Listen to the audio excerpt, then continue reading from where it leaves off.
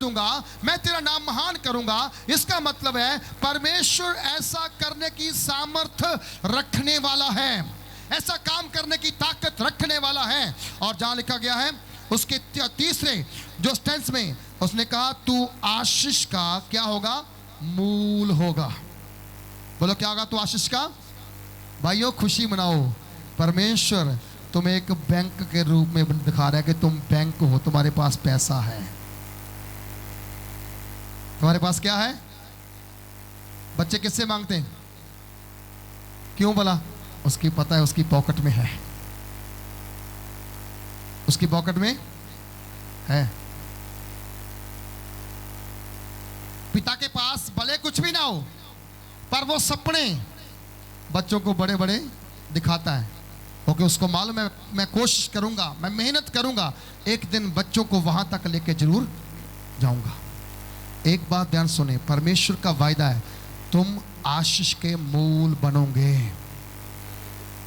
तुम आशीष के मूल बनोगे। क्या होगा आगे जाके, तीसरी आयत में उसने कहा जो तुझे आशीर्वाद देगा, जो तुझे आशीर्वाद देगा। कहते ना मेरा आशीर्वाद तेरे साथ है। हालेलुया, मेरा आशीर्वाद तेरे साथ है। जा तुम्हें सफलता मिले, जा तुम्हें जॉब मिल जाए, जा तेरा वीजा लग जाए, जा तुझे घर मिल जाए, जा तुम्हें अच्छी पत्नी मिल जाए, मेरा आशीर्वाद तेरे साथ है। लेकिन प्रभु कह रहा है, उस बंदे को कह रहा है, अब्राहम को, जो उसकी आज्ञा मान रहा है, ये सबके साथ आशीर्वाद नहीं है। मत इस गलती में रहना, मत इस गलत फहमी रहना कि वो आशीर्वाद आपके लिए, वो आशीर्वाद उसके लिए है जिस बंदे को परमेश्वर की आज्ञा मानना आ गया। आज्ञा मानना, बोलिए आज्ञा मानना, सब बोलो आज्ञा मानना आ गया। तीन बातें याद रखना अपनी जिंदगी के अंदर, गोल्ड, ग्लोरी एंड गर्ल। हमारे डॉक्टर पीजी अंकल हमें जो अक्सर सिखाते थे बाइबल स्कूल में, पास्टर सेमिनार में, तीन चीजों से बाहर निकलना, गोल्ड, ग्लोरी एंड गर्ल। तीनों जी हैं और तीनों जी बहुत खतरनाक हैं। और जी का मतलब है जनरेट करने वाला,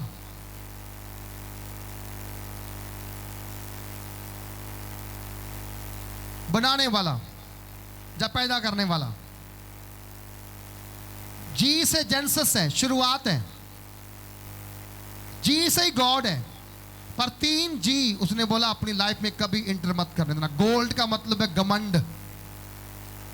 क्या मतलब है, घमंड। जिसके पास मोटर सा कड़ा हो ना सोने का, वो बार बार घुमाता है उसको, मेरे पास गोल्ड का कड़ा है। चैनी हो बाहर निकाल के रखता है, लोग देखें, और वो घमंड को दर्शाता है। उसी घमंड ने सोने की सड़कों पर चलने वाले लूसीफर को उठाकर धरती के ऊपर डाल दिया। कभी किसी बात का घमंड मत करना, जो आपके पास है वो आपका नहीं है। मैं आगे जाके आपको प्रूफ करूंगा बाइबल के अंदर से, जो आपके पास है वो आपका नहीं है। दूसरी बात ग्लोरी, अपने आप में कहना कि लोग मुझे आके नमस्कार करें, मैं ना किसी को नमस्कार करूं, मैं किसी को जैमसी की नहीं बोलूंगा, कोई मुझे आके जैमसी की बोले, वो है ग्लोरी। अपनी महिमा अपने आप लेना चाहना। जे भी काम लूसीफर ने किया था आज भी लोग करते हैं।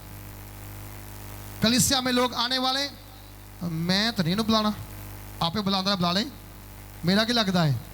जे लोग फंसे हुए हैं शैतान के जंगल में, नम्रता नहीं है। जहां नरमाई नहीं वहां परमेश्वर नहीं हो सकता। जो बंदा जमीन तक झुक गया ना, वो बंदा आसमान तक उठाया जाएगा। हालेलुया। जो बंदा जमीन तक झुक गया वो कहां जाएगा, आसमान तक उठाया, मतलब वो ऊंचा उठाया जाएगा, वो ऊंचा उठाया जाएगा। आज दुनिया में बहुत सारे नाम हैं जिनकी उपासना होती है, पर एक नाम का ज्यादा चर्चा क्यों है? एक नाम का ज्यादा विरोध क्यों है? एक नाम का ज्यादा प्रीच क्यों है? एक ही नाम के ज्यादा परिचय क्यों बांटे जाते हैं? एक ही कारण है।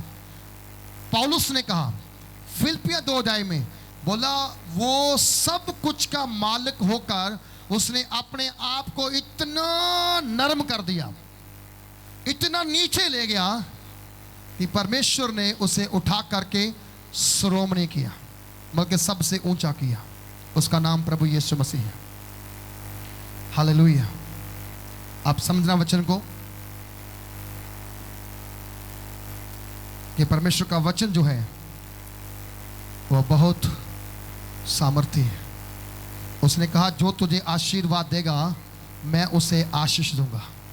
समझा रही? हेलो, इधर ही हो? कौन कौन घर में घूम रहा है? कौन कौन इधर है? शुक्र है, मेरा हाथ देख के आपने हाथ खड़ा किया। आप नकल मारते हैं।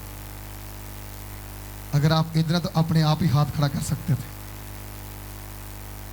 क्या बोला? जो तुम्हें आशीर्वाद देगा मैं पलट के उसे आशीष दूंगा। परमेश्वर कह रहा है कि जो मान लो भाई बीर को बोले, भाई बीर मेरी ब्लेसिंग तेरे साथ है, तो भाई बीर को आगे थैंक यू बोलने से और आगे कुछ नहीं आता। ओके, उसके पास उतना ही है, थैंक यू। हमारे पास भी इतना ही है, thank you Jesus for everything. प्रभु यीशु धन्यवाद ये सब कुछ देने के लिए, सब कुछ करने के लिए। लेकिन परमेश्वर के पास बहुत कुछ है। वो जो आशीष, जो आशीर्वाद अब्राहम को देगा, अब्राहम कुछ वापस दे चाहे ना दे, अब्राहम का परमेश्वर उस बंदे को क्या देगा? आशीष देगा। बोलो क्या देगा जी? सब बोलो क्या देगा? आशीष देगा। आशीष देगा। अब्राहम के पास देने के लिए भी कुछ नहीं है।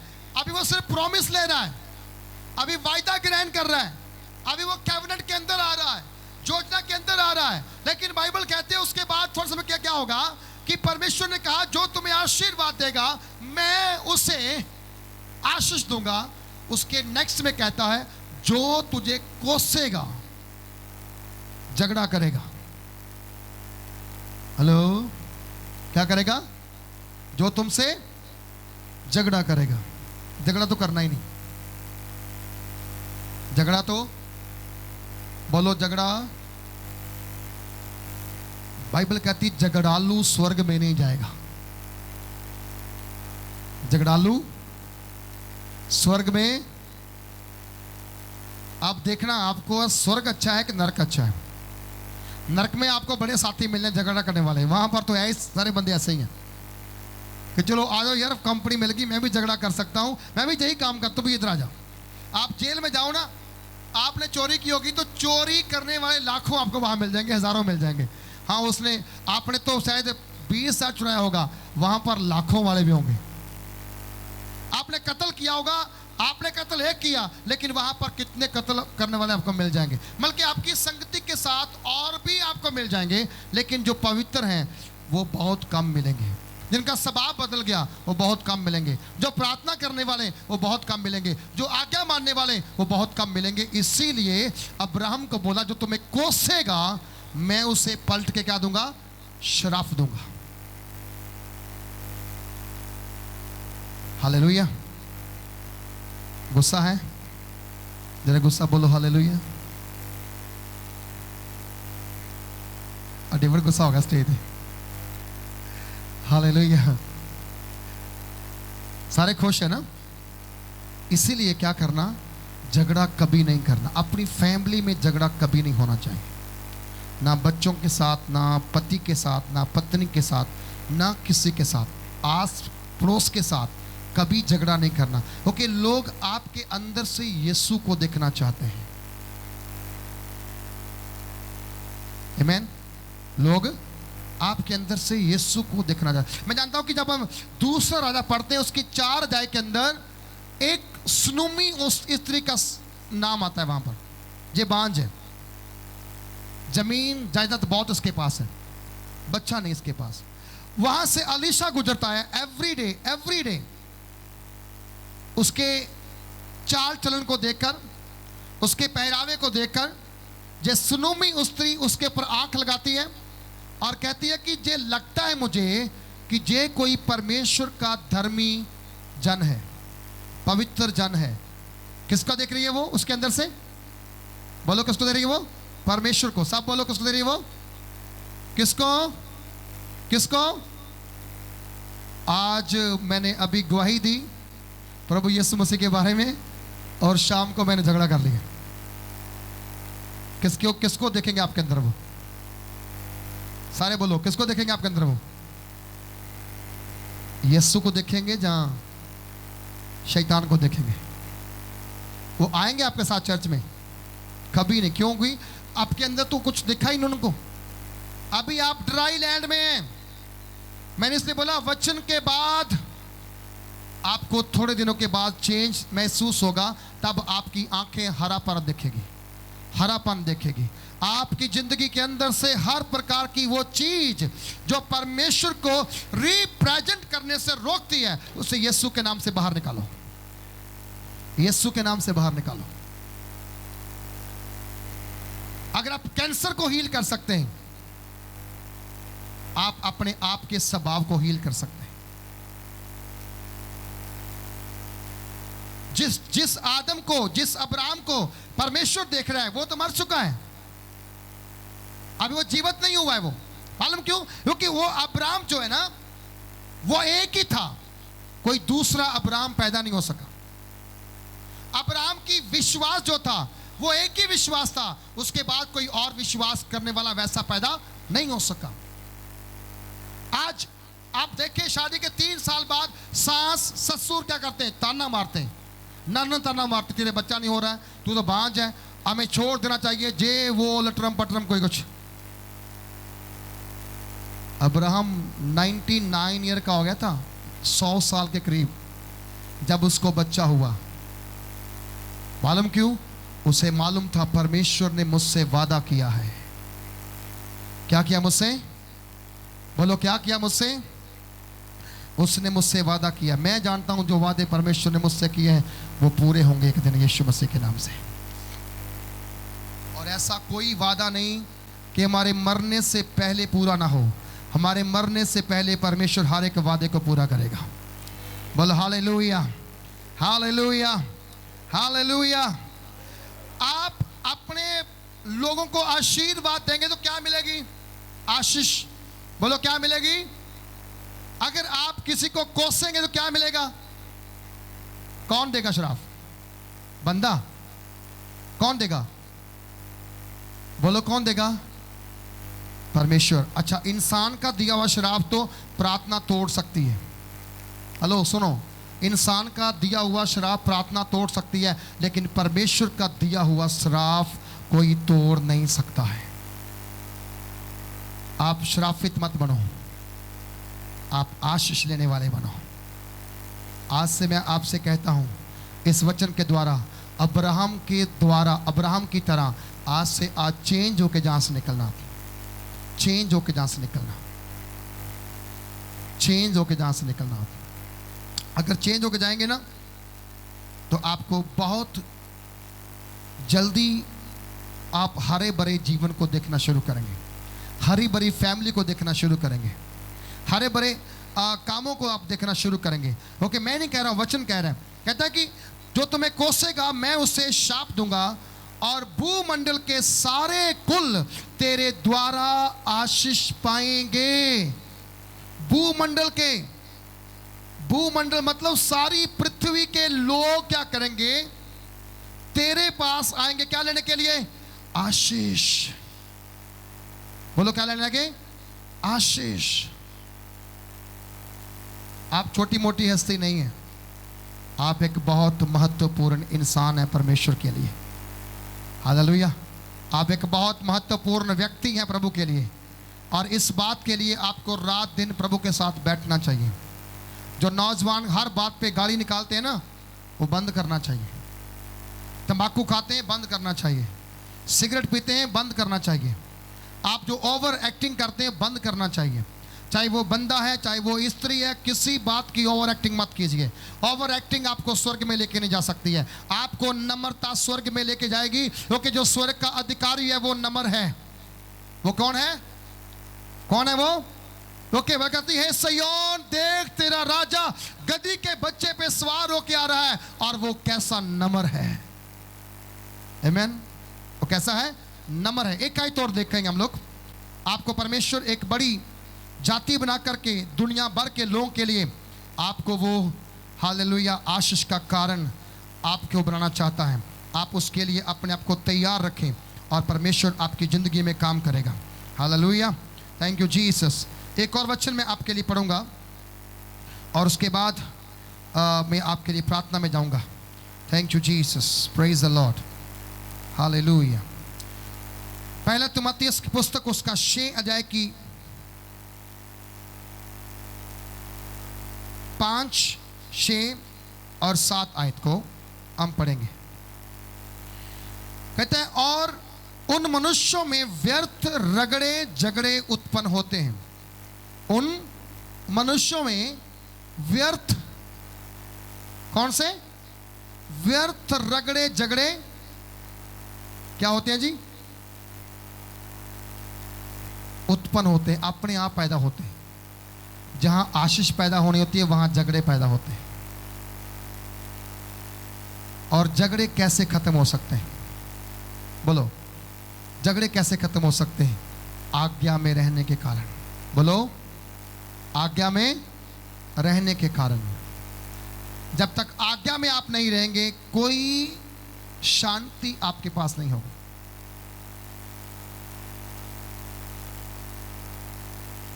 आज बहुत सारे विश्वासियों को ये नहीं पता कि मैं विश्वासी बना क्यों,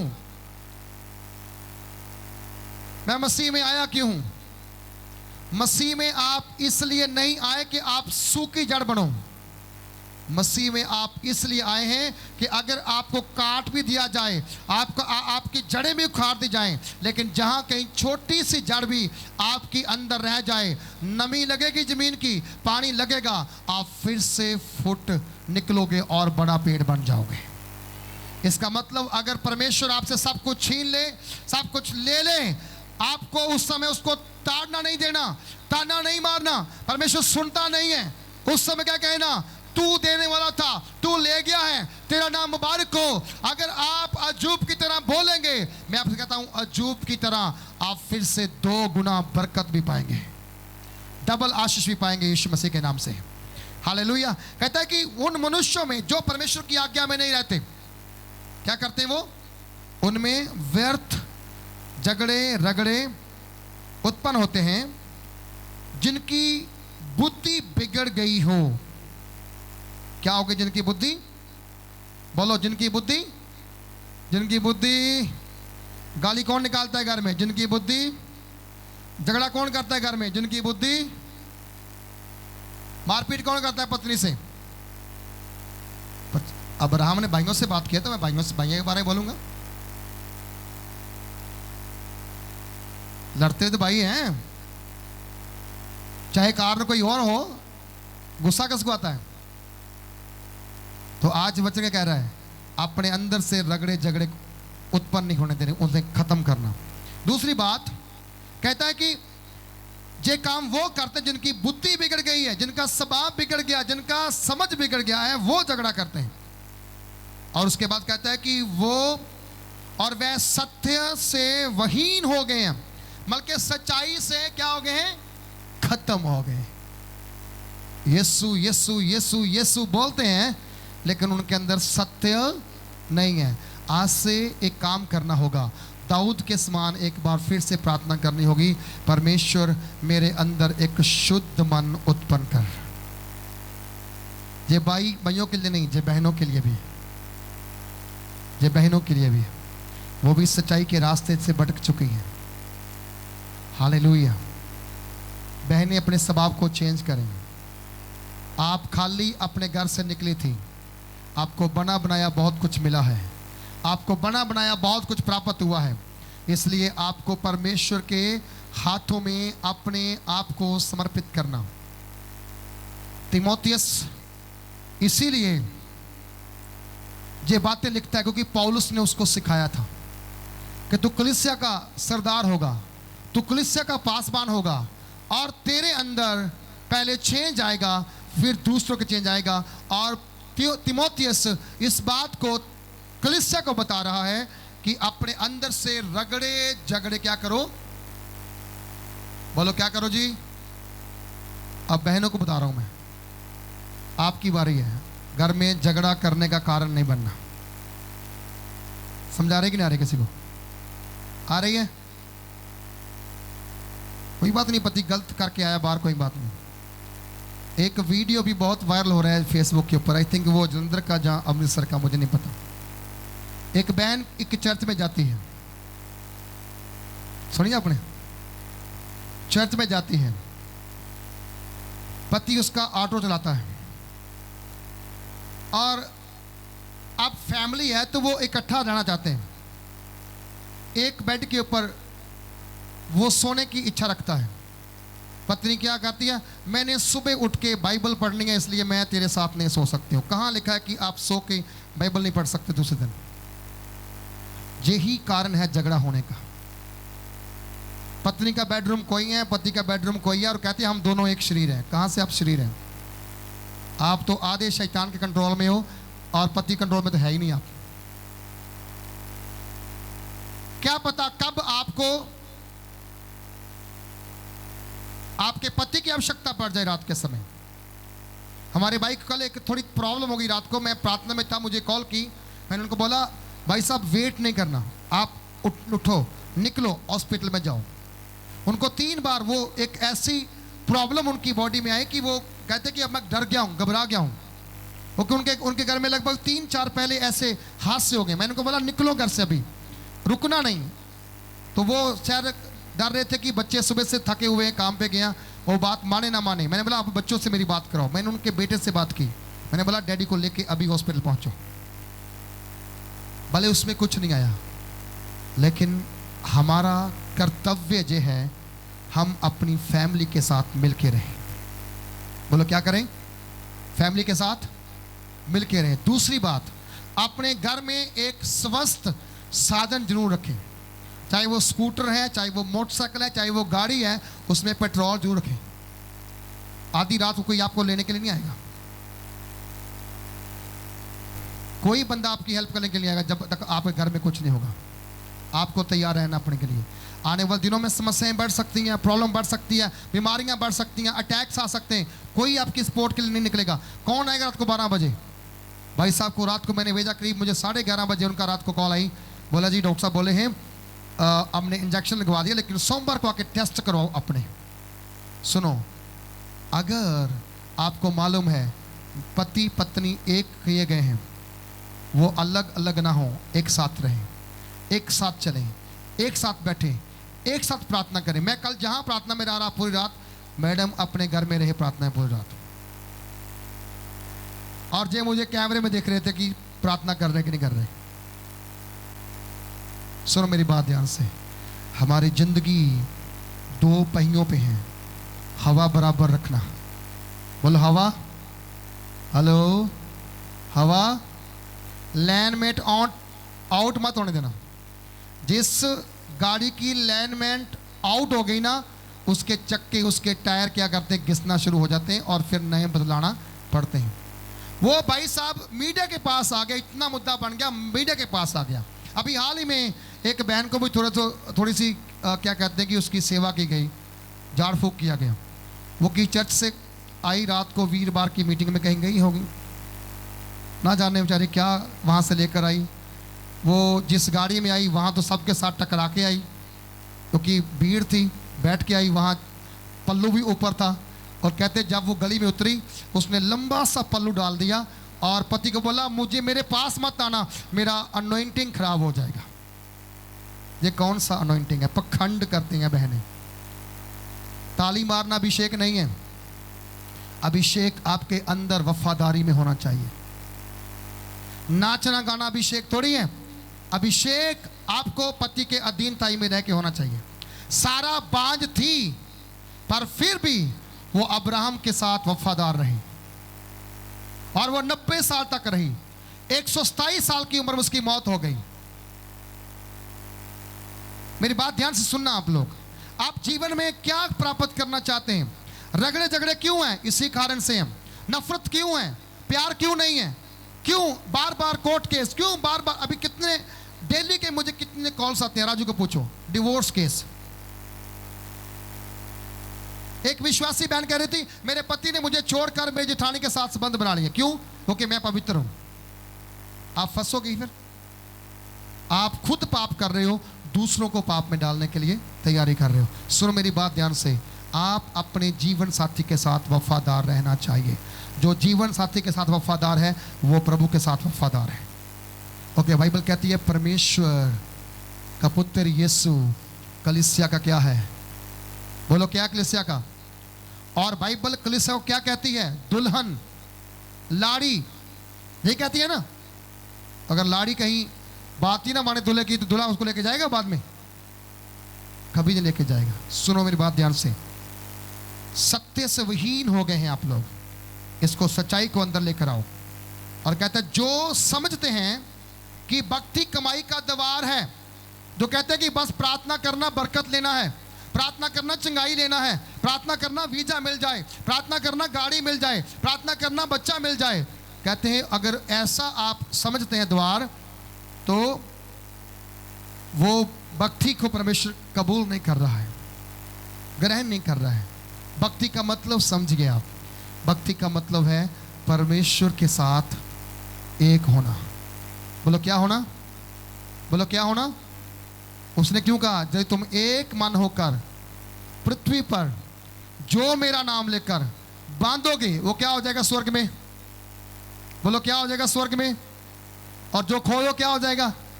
क्यों बंद नहीं हो रहा आपके जीवन में दुखों का पहाड़? क्यों बंद नहीं हो रहा शैतान के रास्ते? क्यों बंद नहीं हो रहा असफलताओं के रास्ते?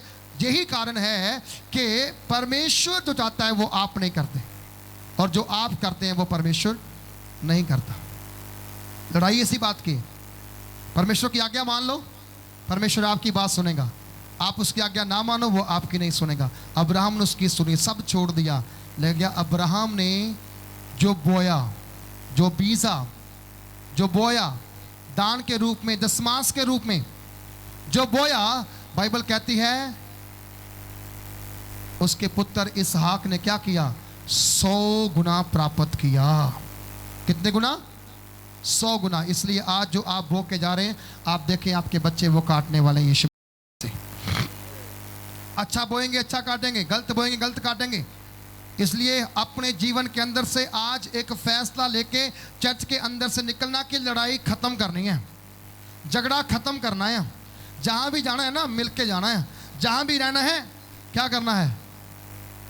एक मन होके जाना है, एक मन होके जाना है। और साथ में कहता है क्योंकि हम जगत में कुछ लाए हैं और ना कुछ ले जा। बोलो जी, ना हम जगत में कुछ लाए हैं और ना कुछ ले जा। तो घमंड किस बात का फिर? उसी ने आशीष दी है आपको, उसी ने पहले आपको नंगा ऊपर से भेजा, खाली ऊपर भेजा और धरती के ऊपर भर दिया आपको कि आप वापस साथ नहीं लेके जाएंगे, लेकिन आपके बच्चे उसको इस्तेमाल करेंगे। अब्राहम ने जो प्रभु के लिए किया था, उसके पुत्र ने प्रभु की उपस्थिति में 100 गुना प्राप्त किया था। कलीसिया, आज मैं आपसे कहता हूं, अच्छे कर्म करो, अच्छे काम करो, आपके बच्चे अच्छे रास्तों पे चलेंगे। आपके बच्चे आपको देख के अपनी गवाही तैयार करेंगे, ना कि आपके बच्चे आपको देख करके जैसा आप करते वैसा करेंगे। मैं आज एक ही बात आपको बोल के जहां बंद कर जाता हूं, उसकी 11 आयत, पहला तिमोथियस 6 की 11 आयत में कहा गया है, पर हे परमेश्वर के जन, हे परमेश्वर के जन, तू इन बातों से भाग जा। क्या कर? इन बातों से। कौन कौन सी बातें? रगड़े झगड़े, निर्बुद्धि होना, सत्य से दूर होना, भक्ति को कमाई का साधन समझना, और ना कुछ लाए हैं ना कुछ लेके जाना। इन सब चीजों से, अपराध से, बुराई से, पाप से, नफरत से, निंदा से, चुगली से भाग जाना। और क्या करना? बोलता है और धर्म और भक्ति और विश्वास और प्रेम और धीरज और नम्रता का क्या करना, पीछा करना। 5 बातों को आपने आज से उसका पीछा करना है। क्या क्या छोड़ना है? झगड़ा करना छोड़ना है, अपनी बुद्धि को ठीक करना है, जो बिगड़ की बाहर निकालना है, सच्चाई जो आपसे खो गई है नहीं उसके रास्ते पे आना है, आपकी भक्ति निष्कपट होनी चाहिए, निस्वार्थ होनी चाहिए और घमंड नहीं कर। 5 बातें छोड़ दो, 5 बातें अपना लो। 5 बातें, सारे बोलो 5 बातें छोड़ दो। आवाज आएगी तो छोड़ूंगा। 5 बातें छोड़ दो और 5 बातों को पकड़ लो। कौन कौन सी? पहली बात क्या है? धर्म। बोलो कौन सा? धर्म का मतलब क्या है? ईसाई बनना, सिख बनना, हिंदू बनना, मुस्लिम बनना? नहीं, धर्म का मतलब धार्मिकता को खोजना। धार्मिकता मतलब पवित्रताई, जो प्रभु यीशु ने कहा है, मेरा धर्मी जन विश्वास के द्वारा जीवित रहेगा। हालेलुया। कहता धर्म को खोजो, भक्ति को सही तरीके से करना शुरू करो, विश्वास को नए सिरे से स्टार्ट करो, प्रेम अपने अंदर भरो। क्या करो? प्रेम अपने अंदर भर लो और धीरज, अगर जल्दी नहीं मिला सब्र कर लो, मिल जाएगा। बोलो सब्र कर लो, क्या होगा? मिल जाएगा। हमारा बेटा है, डैनी का काम नहीं बनता, वो जहां जाता है ना पासपोर्ट वहीं से वापस ले आता है। वो भी बहुत जल्दीबाजी में है, उसकी मम्मी बहुत जल्दीबाजी में है। वो जब मुझसे कहते हैं, मैं क्या भाई आप जल्दी जल्दी कर लो, जब उसका टाइम है उसने तभी भेजना। आप अपनी कोशिश करते रहो भाई, कोशिश करने से अच्छा होता है, परंतु जिस दिन राइट टाइम आया परमेश्वर का, वो कहता है वो धूल से उठाता है, खाक से उठाता है और पतवंतों में बिठाता है। जिस दिन टाइम आएगा परमेश्वर अपने आप उसको उठा करके जहां उसका शहर है, देश है, जहां उसकी रोटी है, वहां उसको लेकर चला जाएगा।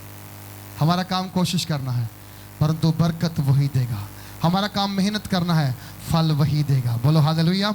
और उसने कहा नम्रता का पीछा कर, विश्वास की अच्छी कुश्ती लड़ और उस अनंत जीवन को धर ले जिसके लिए तू बुलाया गया है और बहुतों से गवाहों के सामने अच्छा अंगीकार किया था। लड़ाई लड़नी है हमने, लहू और मांस की नहीं, हस्बैंड और वाइफ की नहीं, सास और बहू की नहीं, ससुर और जवाई की नहीं। लड़ाई लड़नी है हमने। कौन सी? विश्वास की। बोलो कौन सी लड़ाई लड़नी है? विश्वास की। कैसे लड़ सकते हैं हम लोग? जहां विश्वास कमजोर है उसे तगड़ा करना है, उसे बल देना है ताकि आपकी रुकी हुई सारी आशीषें खुल जाएं। जब वो कुश्ती आप लड़ेंगे तो क्या मिलेगा आपको? वो होता है अनंत जीवन तुम्हें मिलेगा। क्या मिलेगा तुम्हें? सब बोलो क्या मिलेगा? धरती पे अब्राहम को आशीष दी गई, उसको अनंत जीवन के बारे में बोला गया, लेकिन जो 5 बातें छोड़ करके इन 6 बातों को ग्रहण करेगा और अच्छी लड़ाई लड़ेगा, बाइबल कहती उनको क्या मिलेगा? अनंत जीवन। क्या मिलेगा? अनंत जीवन। कैसे मिलेगा? कहता है जिसके लिए तू बुलाया गया। हम किसके लिए बुलाए गए हैं? केवल मोटरसाइकिल के लिए नहीं, केवल बड़ी गाड़ी के लिए नहीं, केवल बड़े घर के लिए नहीं, केवल बड़ी सी सोने की चैन गले में डालने के लिए नहीं। किसके लिए? आपको बुलाया गया है अनंत जीवन देने के लिए। बोलो क्या देने के लिए? सदा का जीवन देने के लिए। आप कमाई जितनी मर्जी करो, पैसा जितना मर्जी इकट्ठा करो, लेकिन एक बात याद रखना, जब समय आएगा एक दिन सबको छोड़ना पड़ेगा। लेकिन जिस दिन आप परमेश्वर के वचन को पूरा करेंगे, उसको मान लेंगे, उसके अनुसार चलेंगे, अनंत जीवन तुम्हारा होगा। प्रभु यीशु ने चेलों को बोला, तुम कहते हो मैंने भूत निकाले, अच्छी बात है, लंगड़ा चला, अच्छी बात है, हाँ दुष्ट आत्माएं तुम्हारे अधिकार में है, इस बात से खुश मत हो। किससे खुश हो? इस बात से खुश हो तेरा नाम जीवन की पोथी में लिख दिया गया है। कहाँ लिखा गया है? जीवन की। आज आप प्रार्थना करते होंगे, ठीक है, अन्य भाषा बोलते होंगे, ठीक है, आप उपवास करते होंगे, ठीक है, लेकिन इस बात का कंफर्मेशन है आपके पास कि आपका नाम जीवन की पोथी में लिख दिया गया है? पहले ये कंफर्म करो।